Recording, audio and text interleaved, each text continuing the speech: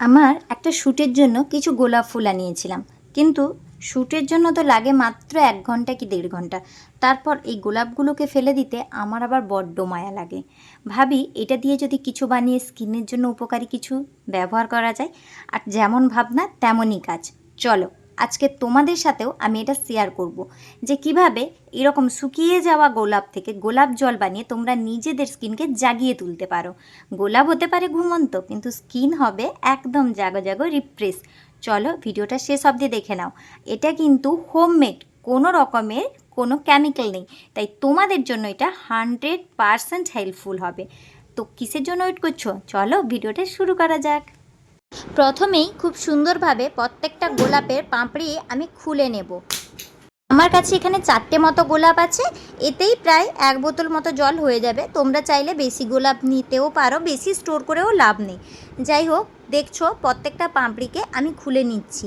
এইভাবে যদি ন্যাচারাল রোজ পেটাল দিয়ে তোমরা গোলাপ জল বানাতে পারো তাহলে কিন্তু এটা আমাদের স্কিনের জন্য খুবই উপযোগী হবে। এছাড়া যাদের স্কিনে কিন্তু ইনফেকশনের প্রবলেম থাকে সেটাও দূর করবে। এবার আমি একটা জায়গা নিয়ে নিয়েছি, আর এই গোলাপের পাপড়িগুলোকে ভালোভাবে প্রথমে জল দিয়ে 1-2 বার ধুয়ে দেব, যাতে এর মধ্যে যদি কোনো ধুলো বালি বা নোংরা থেকে থাকে সেগুলো যেন পুরো ভালোভাবে পরিষ্কার হয়ে যায়।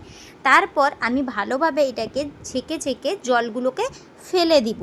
তারপর আমি এটাকে ফোটানোর জন্য অন্য জল নিয়ে নিব। ফোটানোর জন্য আমি যে জলটা নিয়েছি এটা আমার অ্যাকোয়াগার্ডের জল, যেটা পুরোভাবে পিউরিফাই করা। তোমরা যদি অ্যাকোয়াগার্ডের না জল নাও সেক্ষেত্রে একটু মিনারেল ওয়াটার দিতে পারো। রেগুলার জলটা না দেওয়াই ভালো, হয়তো সেখানে কোনো পিএইচের উঁচু নিচু থাকলে জলে মানে প্রবলেম হতে পারে আর কি। যাই হোক, সেটা আমি বলে দিলাম, তোমরা নিজেদের মতো করে নিয়ে নেবে। এবার এটাকে আমি গ্যাসে বসিয়ে দিব। গ্যাসের ফ্লেমটা কিন্তু আমি হাইতেই রাখবো, যাতে টকবক টকবক করে এটা ফুটতে শুরু করে। একটু দাঁড়িয়ে থাকবে, 5-7 মিনিট এটা ফুটলে এইভাবে দেখো আস্তে আস্তে কালারগুলো ছেড়ে যাবে, আর পাপড়ি থেকে কালারগুলো জলের মধ্যে চলে যাবে। একদম ন্যাচারাল একটা কালার তুমি পাবে। এইবার আমি কি করব, আমার ফুটিয়ে নেওয়া ভালোভাবে হয়ে গেলে যখন দেখব পাপড়িগুলো থেকে আর কোনো কালার আসা নেই, একদম সাদাটে সাদাটে হয়ে এসেছে, ছাঁকনির মাধ্যমে আমি পুরো জলটাকে একটা বাটিতে ছেঁকে নিলাম। তারপর এই বাটিটাকে রেখে দিব কিছুক্ষণ ঠান্ডা করার জন্য।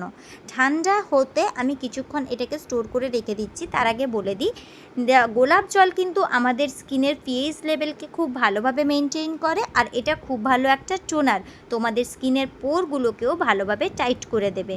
তারপর আমি একটা স্প্রে বোতল নিয়ে নিচ্ছি, একদম ক্লিন পরিষ্কার করে ধুয়ে নিয়েছি।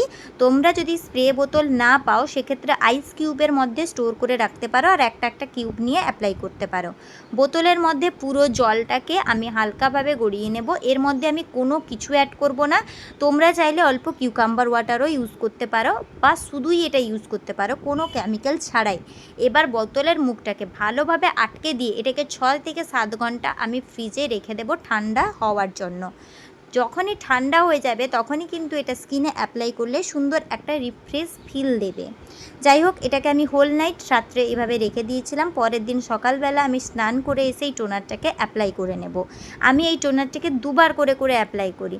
ফার্স্ট একবার ভালো কোয়ান্টিটিতে অ্যাপ্লাই করে নিই, দেন আমি 2-3 মিনিট মতো ওয়েট করি এটাকে হাফ ড্রাই করার জন্য। যেমন ফেসটা এমন হবে যে নয় শুকনো নয় ভেজা, ততক্ষণে হাফ ড্রাই অবস্থাতে থাকলে আমি দেন আবার একবার এটা ইউজ করি। এটা যদি তোমরা রেগুলার ইউজ করতে পারো তোমাদের স্কিন একদম টাইট থাকবে, ফ্ললেস থাকবে, আর স্কিনের মধ্যে কোনো প্রবলেম হবে না, যেমনটা আমার স্কিন দেখতে পাচ্ছ। আশা করছি তোমাদের এই রেমেডিটা খুব ভালো লাগবে আর খুব হেল্পফুল হবে।